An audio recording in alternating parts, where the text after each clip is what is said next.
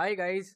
आज की वीडियो में आप लोग को मैं ऐसे जो स्टॉक्स बताने वाला हूँ 10 स्टॉक ऐसे बताऊंगा जो अभी काफ़ी अंडर वैल्यूड है और एक काफ़ी अच्छे डेप्थ पर मिल रहा है। आप लोग को काफ़ी अच्छी कंपनीज है, वेल नोन कंपनीज है ये सब, और काफ़ी अच्छे डेप्थ पर आप लोग को मिल रही है।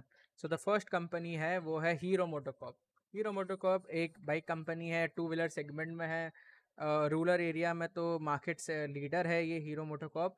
और ये काफ़ी मल्टी बैगर रिटर्न्स पहले भी दे चुका है। तो काफ़ी वक्त क्या होता है, ऐसे स्टॉक्स काफ़ी डिप करते हैं, देन अगेन वो लोअर लेवल्स पर अवेलेबल होते हैं, आप लोग खरीदते नहीं हैं, हम लोग रिटेलर्स, और फिर ये बड़ी रैली वापस से कर जाते हैं।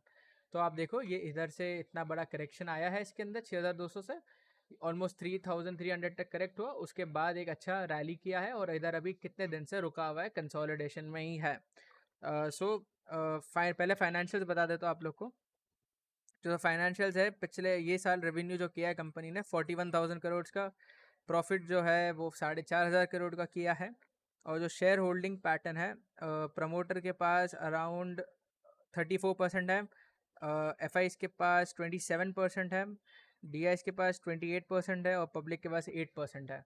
तो ये कंपनी आपको डेफिनेटली अपने पोर्टफोलियो में रखनी चाहिए। मैंने पिछले बहुत टाइम भी रिकमेंड किया है, मैंने फर्स्ट टाइम इसको 3900 पर रिकमेंड किया था, अभी ये 4200 हो चुका है। तो डेफिनेटली ये कंपनी आपके पोर्टफोलियो में होनी चाहिए। It's a strong bye and Nifty का एक स्टॉक है, सो कोई टेंशन नहीं है। सेकंड जो कंपनी है वो है कैम्स।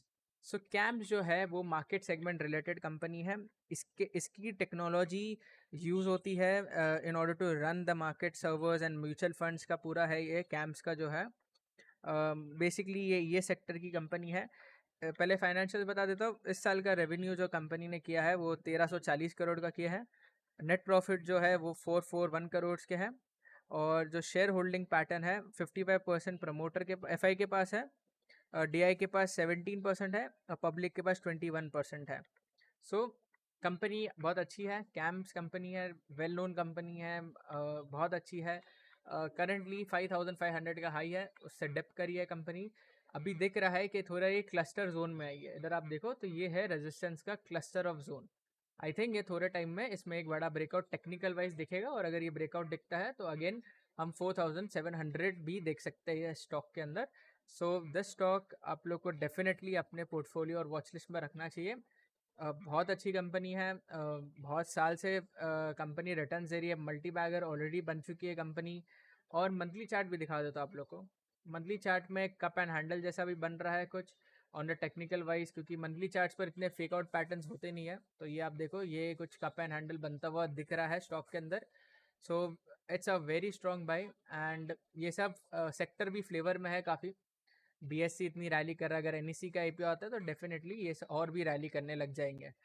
जो थर्ड स्टॉक है वो है चंबल फर्टिलाइजर्स। रिसेंटली मैं जो क्वार्टर था वो ख़राब आया था चंबल फर्टिलाइजर्स का, उसके कारण स्टॉक 750 से कुछ डिप किया है, 550 तक डिप किया था। अभी 550 के आसपास एक बेस बिल्डिंग हो रही है स्टॉक के अंदर। सो टेक्निकल वाइज तो अच्छा लग रहा है, फाइनेंशियल वाइज भी बहुत अच्छी कंपनी है। 16,500 करोड़ का रेवेन्यू की है। जो नेट प्रॉफिट आया था लास्ट साल वो 1500 करोड़ का था। एंड शेयर होल्डिंग जो पैटर्न है, एफआई का स्टेक है इसके अंदर 20%, डीआई का स्टेक है 5% और पब्लिक का स्टेक है 11%। बहुत अच्छी कंपनी है, फर्टिलाइजर सेक्टर की कंपनी है और गवर्नमेंट कंपनी है, वेल नोन कंपनी है। और इसमें अगर आप लोग इन्वेस्ट करोगे, क्योंकि ये अच्छा एक डेप्थ पर मिल रहा है first of all. Second of all आप देखो टेक्निकल वाइज एक कंसोलिडेशन दिख रहा है on the base, and as soon as this base stock breakout करता है तो आई थिंक एक बड़ी रैली इसके अंदर बनती हुई दिखेंगी हमें। ये बहुत स्ट्रॉन्ग बेस है, इसके नीचे काफ़ी टाइम स्टॉक ने बताया था, तो आई डोंट थिंक सो इतना जल्दी ये तोड़ने वाला है बेस। एंड डेफिनेटली इधर से एक बड़ी रैली आप लोग को आते हुए दिख सकती है। जो चौथी कंपनी है वो है जिंदाल स्टील। अब जिंदाल स्टील क्यों खरीदना है? फर्स्ट ऑफ ऑल, जो डॉलर इंडेक्स है वो बहुत कम पर है। मैं आप लोग को दिखा सकता हूँ, जो डॉलर इंडेक्स है वो 97 पर चल रहा है। तो हमें कौन से सेक्टर्स जो है यूज़ करना है? मेटल्स को फ़ायदा होगा इससे डेफिनेटली, जो मेटल्स के भाव रहते हैं इसके कारण भाग सकते हैं, और ये मेटल्स को डायरेक्ट फ़ायदा है अगर डॉलर इंडेक्स लो पर रहता है। सेकंड ऑफ ऑल, पूरे मेटल जो है वर्ल्ड के अंदर वो एक अच्छा रैली करने का ट्राई कर रहे हैं। तो अगर इनके प्राइसेस शूट अप होता है तो डेफिनेटली जो ये जिंदाल स्टील है वो बहुत अच्छा करेगा आने वाले क्वार्टर में, एंड देन डेफिनेटली कंपनी क्या कहते हैं, कंपनी एक अच्छे अप ट्रेंड में आ जाएंगी वापस से। 5 दिन पहले की न्यूज़ थी कि जिंदाल स्टील के प्रमोटर ने 80,000 शेयर्स अक्वायर किए थे through the markets. So promoters जहाँ दूसरे प्रमोटर्स बेच रहे हैं, वह on the other hand promoters Jindal के खरीद रहे हैं कंपनी में। सो पांचवी कंपनी है, वही मेटल्स का फेवर अच्छा लग रहा है मुझे, वापस से एक मेटल स्टॉक ही है NMDC, गवर्नमेंट कंपनी है। इसके रिलेटेड है ये आयरन और। सो आयरन और काफ़ी अच्छा है, मतलब in the sense rate iron और का बेटर है as compare to copper and वो सब। आई थिंक अगर आयरन और का रेट भी आगे इंक्रीज होगा, सेम रीज़न डॉलर इंडेक्स कम है, तो डेफिनेटली NMDC में भी आप लोग को एक स्पाइक आता हुआ दिख सकता है। तो ये दो उसके हिसाब से स्टॉक्स है। इसके मैंने फाइनेंशियल्स नहीं बता रहा हूँ मैं, इनके अच्छे फाइनेंशियल्स है, कंपनी वेल नोन दोनों कंपनी है, बट लेकिन ये मेरा जो ट्रेड बेस्ड है, जो मेरा आइडिया बेस्ड है, वो बेसिकली ये दो चीज़ पर बेस्ड है कि डॉलर इंडेक्स कम पर है तो डेफिनेटली मेटल्स के भाव भागेंगे, तो इनमें इम्पैक्ट आएगा। जो छठा स्टॉक है वो है कोलपाल। सो कोलपाल बहुत बड़े डाउन ट्रेंड में था। सिंपली क्या हुआ है, इतने बड़े डाउन ट्रेंड के बाद एक बेस बिल्डिंग हो रहा है और दिख रहा है किधर ना किधर चार्ट्स पर कि ये डबल बॉटम बना रहा है, और इधर मॉर्निंग स्टार भी बनता हुआ दिख रहा है कोलपाल के अंदर। करंटली अगर आप लोग इसमें इन्वेस्टेड रहो, इन्वेस्ट करो, अगर इन्वेस्ट नहीं किए हो तो बहुत अच्छी कंपनी है Colpal. It is one of the best companies of FMCG। Colgate है, वेल नोन कंपनी है, कोई टेंशन नहीं ये सब कंपनीज में। ये टेक्निकल वाइज मुझे एक बॉटम बनता हुआ दिख रहा है, फाइनेंशियल्स भी डेफिनेटली अच्छे हैं, लेकिन टेक्निकल वाइज एक बॉटम बनता हुआ दिख रहा है किधर ना किधर। तो जो सातवीं कंपनी है, आठ सॉरी छठी कंपनी है, वो है सिंजीन। सिंजीन जो है वो एक FMCG कंपनी है, FMCG बोल रहा हूँ सॉरी, फार्मा कंपनी है। अभी सिमिलरली इसमें भी एक बेस बिल्डिंग होता हुआ दिख रहा है। तो क्या दिख रहा है बेस बिल्डिंग में, सिंपली क्या हो रहा है, ये स्टॉक का एक बहुत इंपॉर्टेंट लेवल था, स्टॉक उसके नीचे गया है और उधर ही कंसोलिडेशन करने लग गया है।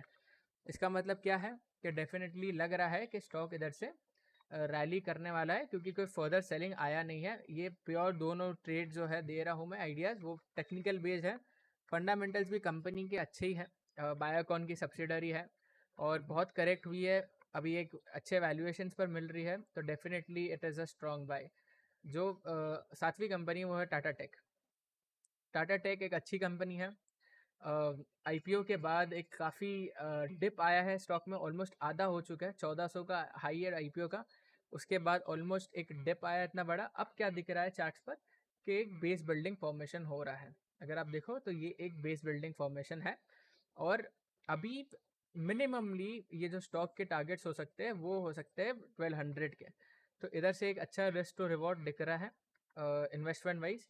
डेफिनेटली ये स्टॉक में इन्वेस्ट करना चाहिए। टाटा की कंपनी है, टाटा का एक ब्रांड इमेज अच्छा है, तो डेफिनेटली कंपनी तो अच्छी रहेगी। और IT कंपनी है तो डेफिनेटली IT में सब बैड ऑलरेडी प्राइस्ड इन है, तो आई थिंक आने वाले क्वार्टर्स अच्छे करने चाहिए कंपनी को। Shipping corporation of India, shipping corporation की एक शिपिंग सेक्टर की बहुत अच्छी कंपनी है, सबसे अंडर वैल्यूड जो कंपनी है शिपिंग सेक्टर में वो ये है। गवर्नमेंट कंपनी है वापस से, और इसका पी रेशियो मैं आप लोग को बताता हूँ, तो उसका पी रेशियो जो है सिर्फ 12 है। शिपिंग सेक्टर में 12 का पी रेशियो मिलना यानी बहुत बड़ी बात होती है। स्टॉक कंसोलिडेशन फेज में चल रहा है, जिस दिन 240 निकालेगा एक बड़ी रैली बना सकता है stock. Definitely it is a strong bye. Apollo tyres, Apollo tyres क्यों अच्छा दिख रहा है, फर्स्ट ऑफ ऑल ऑयल के प्राइसेस डाउन है। आई थिंक ऑयल के प्राइसेस ये साल $60 to $70 के बीच में रहने चाहिए मोस्ट ऑफ द डेज में। अगर बीच बीच में हो सकता है स्पाइक आ सकता है, लेकिन most of the time they will stay between $60 to $70। अब जब ऑयल का जब प्राइस कम होता है तो टायर मैन्युफैक्चरर्स को फ़ायदा होता है, बिकॉज उनको सस्ते टायर्स बनाने में मदद होती है और उनका डिमांड भी बढ़ता है, क्योंकि गाड़ियाँ थोड़ी मतलब पब्लिक गाड़ी के लिए जाती है क्योंकि तेल के भाव कम होते हैं सिंपली, तो इनको डबल फ़ायदा मिलता है। सिंपली ये स्टॉक वो साइकोलॉजी के बेस्ड है कि डॉलर जो ऑयल है वो 60 to 70 के बीच में रहेगा पूरे साल में। कंपनी अच्छी है, अपोलो का नाम बहुत अच्छा है। अपोलो टायर काफ़ी बहुत साल से बनी हुई है, मतलब बहुत साल की कंपनी है, 600 का हाई है। डेफिनेटली आगे भी ये 600 तो क्रॉस कर ही जाएगा। और ये अच्छा दिख रहा है स्टॉक, बाय द स्टॉक कही, बहुत अच्छी स्टॉक है। तो आज के वीडियो में इतना ही था। Thanks for watching.